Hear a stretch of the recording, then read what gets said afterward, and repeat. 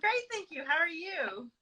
I'm good, thanks. I'm good. Yeah, I'm good. The last time we talked was actually last year at ArtWalk in the Square in the real world. Has it been that long, really, since we've I had a think so. conversation? Oh my I think goodness, so. Yeah, that's I think crazy. so. I understand you just completed a residency. Is that correct? I did. I just came back from a week on Toronto Island.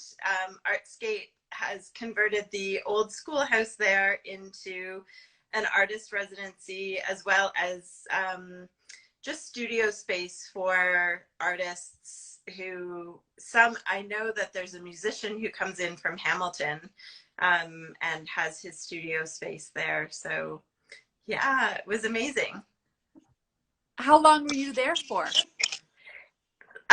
This year was 7 days. Last year they had us there for 5 days, and I found it's interesting because last year, 5 days in, I was just feeling like I was getting into the groove. And this year, again, I could have stayed longer. So Yeah. it's very cabiny. Have you been there? No, so I have been there. I know I have not ever done the residency, but I know the space quite well. It's quite a cool space right near the water. So what would your day be like? I'm really curious to know how that worked. You went with you have your son, baby. So did you go with your child, or how did that work? Yeah, so this particular residency is through Madra, which is an artist parents group. So incorporating children more into our workplace and workspaces, which a lot of us have had to do throughout COVID anyhow.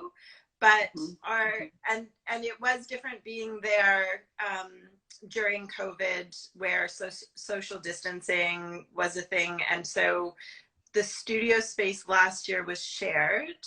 So this year we had our own studio space, and it happened to be a bedroom and joined studio space, which was very interesting.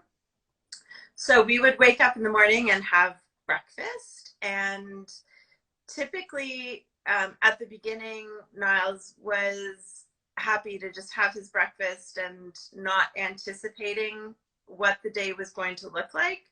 But as our week progressed, he would leap out of bed and he didn't want to eat. He wanted to start painting right away. So yeah, which was exciting. It was great. Awesome. Yeah. Yeah. So, but the nice thing about having our room incorporated in with the studio space is that it really did make our day flow seamlessly. So we would generally have breakfast, and then you're just steps from the beach. So we would spend time outside on the beach, collecting rocks and going for a walk. And there were other families there with their children. So the only time that we would see them and have socially distant conversations was outside. So the kids would have an opportunity to also see each other and explore. And it's fascinating because kids at that age, their working together really is working separately. So although I'm sorry, how old is he? He's 2.5 now. Okay. Yeah. Yeah. So They work parallel. So did you produce a body of work there, or how did that work? yes, I came home with 2 paintings that felt resolved to me. So it will be interesting. I haven't actually unrolled them yet to see where they are and if I'm ready to stretch them. But definitely 2 pieces that felt resolved at the time, and then tons of grounds for future paintings, as well as we played around with some sculpting, which I had wanted to do. So that was also a lot of fun. Yeah, it sounds really decadent. It's like, it was, and actually the one of the moderators came in to the studio, mask on, obviously, to see and take pictures on the last day of the residency, and she was clearly blown away by how much work we had produced. Oh, But yeah. I didn't feel like we were, overworked or anything like that. The nice thing about having work live Yeah. space is that it seemed to flow. Yeah. You can kind of move around.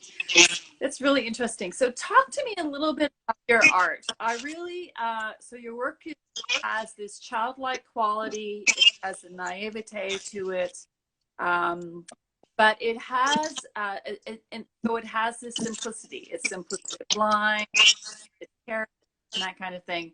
But I do know it is quite complex to do. I think as an artist for myself, releasing and letting presumptions of what you think you should be doing is really difficult for an artist. And trying to find a way to find that kind of flow that comes from another space. I feel like your work comes from that it doesn't have a conscious space. It has more of a subconscious kind of place of inspiration. Do you have that? Am I correct in that, or do you have a plan? This is this character I'm going to develop, like, move it through that story. No, it's definitely comes from a subconscious place of just often, well, recently I've been painting mostly on unstretched canvas because of traveling internationally, just for ease of traveling with my work. So I often will staple the canvas to my studio wall, and then I reach for whatever I might have handy, oil sticks or charcoal or pencil, paint, whatever kind of calls to me in the moment. And I just start making marks and layering those marks. And I will often, on top of those marks, put another layer of paper. So I'll gesso paper to it, much like you do, actually. And Yeah.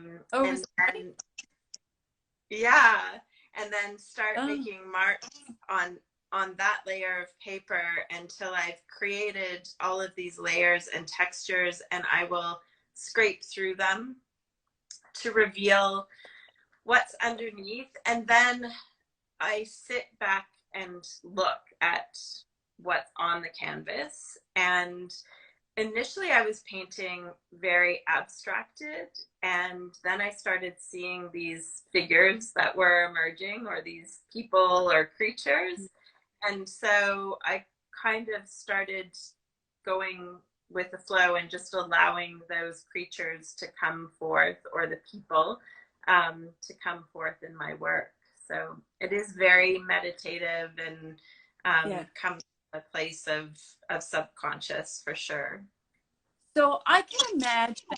So that type of mental exercise means that you have to have pretty good understanding and close connection to that intuitive space. I know that you are quite involved with yoga and kind of enlightened type of space. So how does that feel your art? Do you feel there's a direct interconnection between it, that they basically influence each other, or do you draw from that? How does that work? Oh, definitely. I think the yoga and Reiki and art are all very interconnected for me, um, full circle, and they all influence the other practice in my life.